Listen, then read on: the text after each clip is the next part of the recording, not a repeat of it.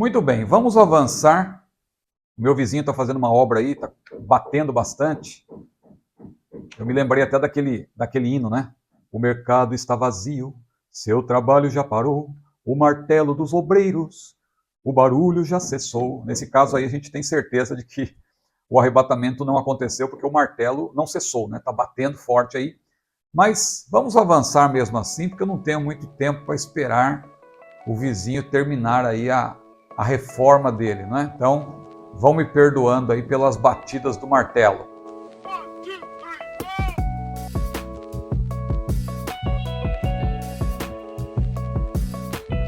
Se você ler Ezequiel 38, versículo 6, que eu já li, versículo 8, versículo 12, e também o capítulo 39, versículo 2, eu não vou ler aqui para ganhar tempo, mas você pode conferir na sua Bíblia, diz que esse levante que vai ser motivado pelo próprio Deus. Deus vai fazer com que esse inimigo se levante contra Israel. Deus vai dar um impulso. Eles já são inimigos de Israel, mas eles vão receber um impulso do próprio Deus para avançar contra Israel com as suas tropas. E isso vai acontecer no fim dos dias. O texto é muito claro. Portanto, se trata de um evento escatológico, posterior à restauração do Estado de Israel. Você pode ler também o que diz o próprio livro de Ezequiel 36 e 24, que é anterior, o próprio capítulo 37, Amós 9, 14 e 15, você vai ver que Israel, antes desse levante do norte, será ou terá sido completamente restaurado, sobretudo como nação, e vai estar havendo, pelo que tudo indica nesse período já, um grande avivamento entre os israelitas, porque Zacarias menciona também o espírito de oração e súplicas que será derramado, o próprio Espírito Santo que vai ser derramado sobre o povo de Israel naqueles dias. É a restauração gradual, mas que vai acontecer, a restauração espiritual de Israel. Bom, alguns teólogos não pré-tribulacionistas afirmam que essa profecia se cumprirá só depois do milênio. Por quê? Porque eles confundem essa profecia de Ezequiel 38 e 39 com a profecia de Gog e Magog constante de Apocalipse 20, 7 a 10. Nós já dissemos aqui que esse levante de Apocalipse 20 ocorre após o milênio e não é um levante do norte.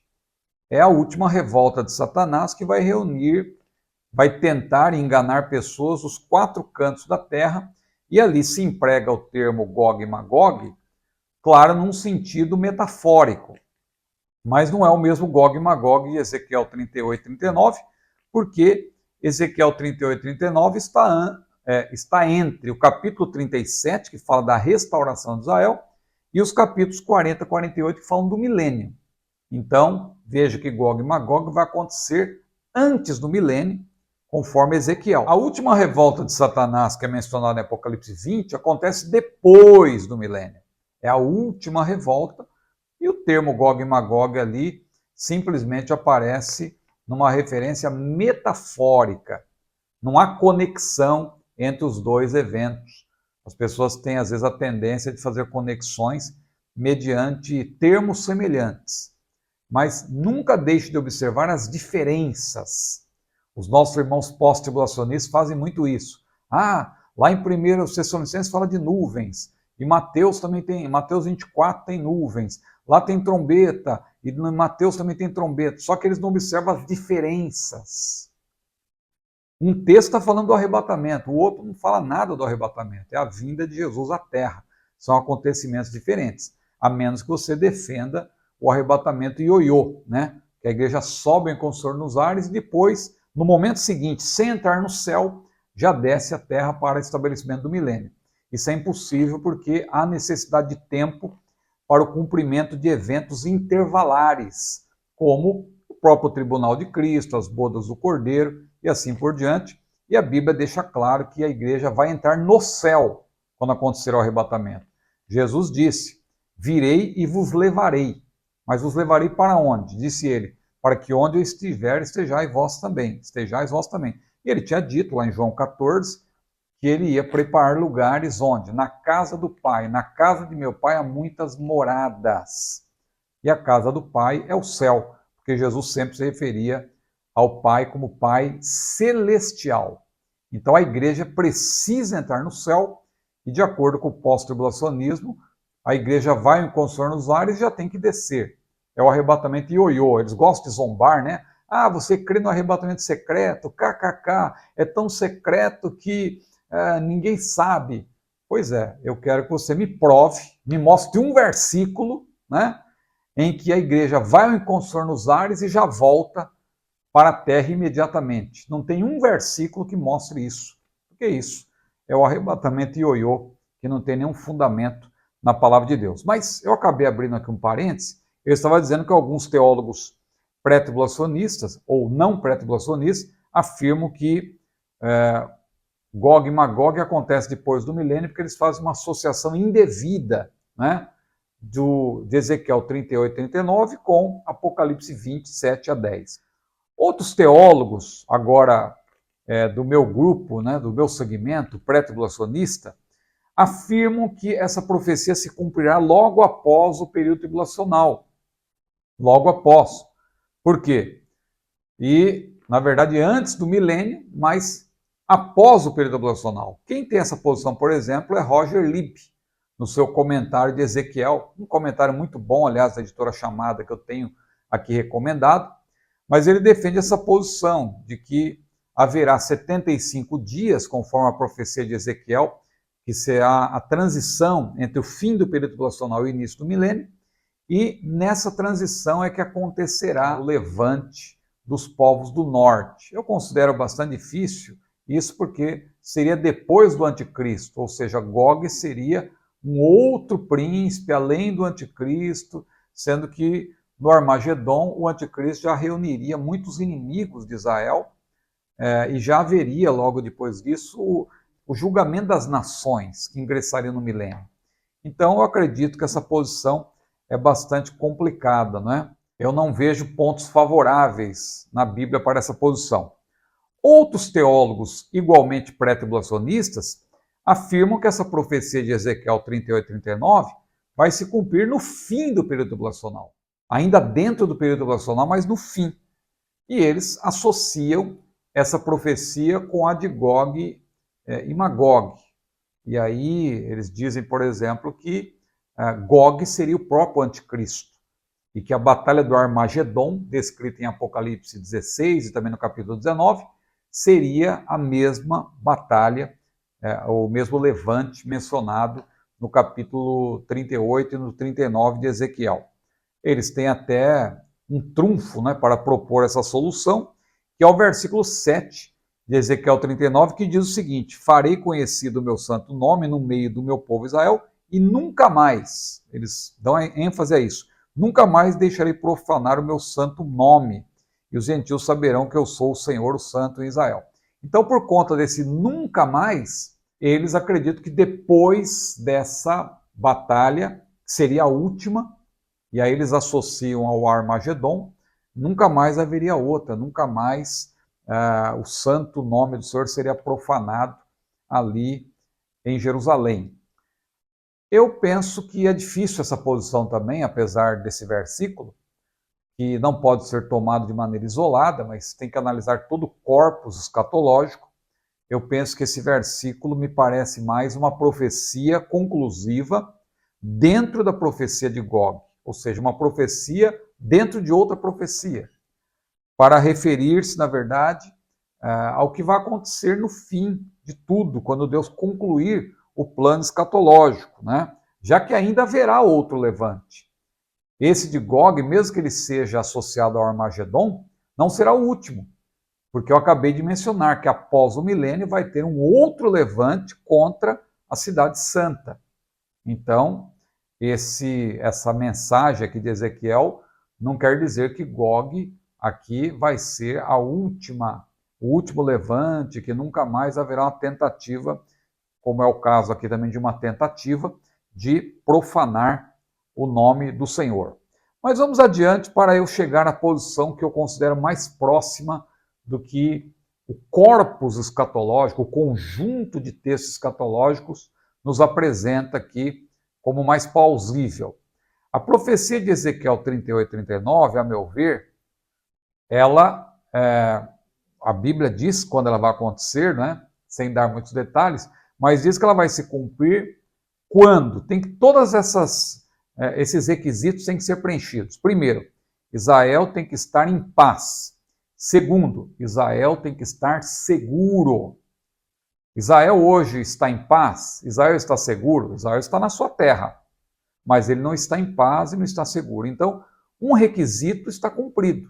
Israel já está na sua terra, mas ele não está totalmente em paz e também não está totalmente seguro.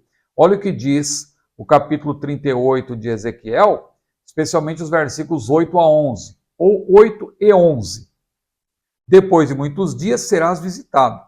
No fim dos anos virás à terra que se recuperou da espada. Então, veja, Israel terá passado por uma grande dificuldade e que foi congregada dentre muitos povos. Israel voltará em massa para a sua terra, junto aos montes de Israel, o local onde vai acontecer essa batalha.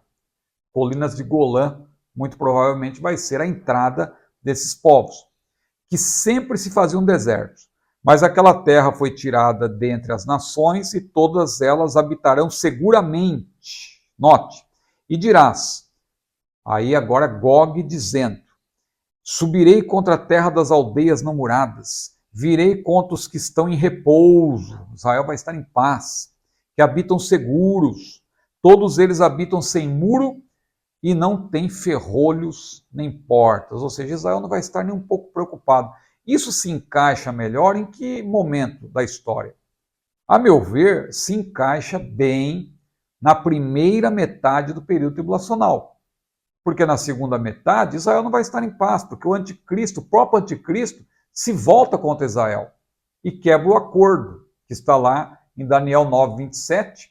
O anticristo vai firmar um acordo com muitos, inclusive com Israel, mas na metade da semana, depois de passados os primeiros 3 anos e meio do período total tribulacional, que é de 7 anos, o anticristo se volta contra Israel com seus exércitos. Haverá um levante contra Israel. Então Israel não estará em paz.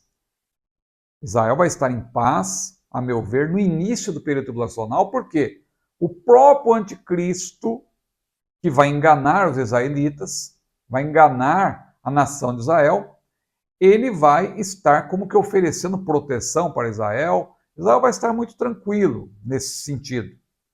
Vai ser como que os inimigos em volta também estivessem todos ali cooperando, e Israel vai estar se sentindo em paz, seguro. Isso se encaixa melhor no início do período tribulacional. Outra coisa importante que a profecia menciona no capítulo 39, versículo 9, é que será necessário um tempo para incinerar as armas, pelo menos 7 anos, diz o texto.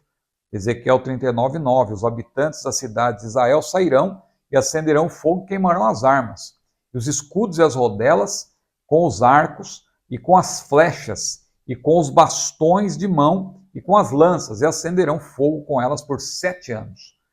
Daí alguém acreditar que tem a ver com também armamento nuclear, porque madeira não queima todo esse tempo, né? O que vai queimar aí com certeza é armamento pesado. Ezequiel, claro, ele utiliza termos para os seus destinatários originais, não haveria motivo dele falar de tanques, ele falar de foguetes e tal, porque ninguém saberia exatamente do que ele estava tratando. Então nós temos que entender o cumprimento da profecia para os últimos dias, é claro, levando em conta que o armamento evoluiu, o armamento de guerra. Outro ponto importante, no fim do período tribulacional, Israel não estará em paz, como eu já destaquei, nem seguro, mas em meio à grande perseguição do anticristo. Então essa batalha do Armagedon deixará Israel muito apreensivo, né, diante de um cerco sem precedentes, como está lá em Apocalipse 16. O Armagedon também, a Bíblia deixa claro que não vai haver terremoto, no sentido de pôr fim ali ao levante inimigo. Claro que quando Jesus voltar, já terá havido vários terremotos, grandes terremotos, e ele mesmo, ao pisar na terra, diz a Bíblia que a terra vai se abrir, quando ele já estiver pisando na terra. Quando a Bíblia fala do Armagedon, de fato, de maneira clara, Paulo diz que o Senhor vai vencer o anticristo pelo sopro da sua boca. Não vai ser necessário terremoto e tal, e vulcões, nada disso para derrotar o inimigo, como é o caso de Gog. Então eu penso que associar o Armagedon com Gog, associar o anticristo com o líder Gog do norte, seria aí forçar um pouco a Bíblia a dizer o que ela não diz. Então, em resumo, Israel vai saber quem é o seu Deus e isso vai se cumprir. A ação de Gog, portanto, vai marcar aí que Deus vai marcar uma mudança.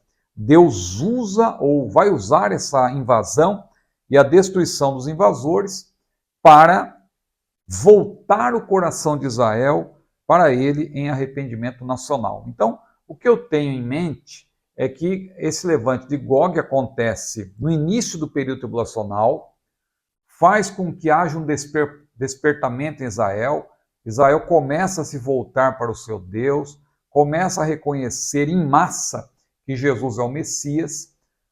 Então o anticristo, furioso como preposto de Satanás, se levanta contra Israel, começa a preparar mais um cerco, agora definitivo, contra Israel, para varrer Israel do mapa, um cerco que não se restringe a povos do norte, mas o que restou das nações em termos de inimizade contra Israel, tudo isso será canalizado para destruir Israel, e é aí que Deus realmente dá a resposta final, nesse caso antes do milênio, né? Jesus vem para estabelecer o milênio na terra, o diabo é preso, anticristo e falsos profetas são lançados no lago de fogo, inaugurando o Guiena, né, que é o inferno final, e aí ocorre o julgamento das nações, e os povos naturais, tendo Israel como protagonista, ingressam no milênio, a igreja, claro, já terá sido glorificada, os mártires do período tribulacional também vão ressuscitar e vão ser glorificados para reinar para sempre com Cristo, estar para sempre com o Senhor. Se você quiser mais detalhes sobre isso, o meu canal, eu já falei, ele é mais de 70% escatológico. Então você tem aqui muitas playlists para você explorar. Playlist Apocalipse, playlist Escatologia de Paulo, playlist Profecias de Daniel, Profecias de Ezequiel, Sermão Escatológico de Jesus.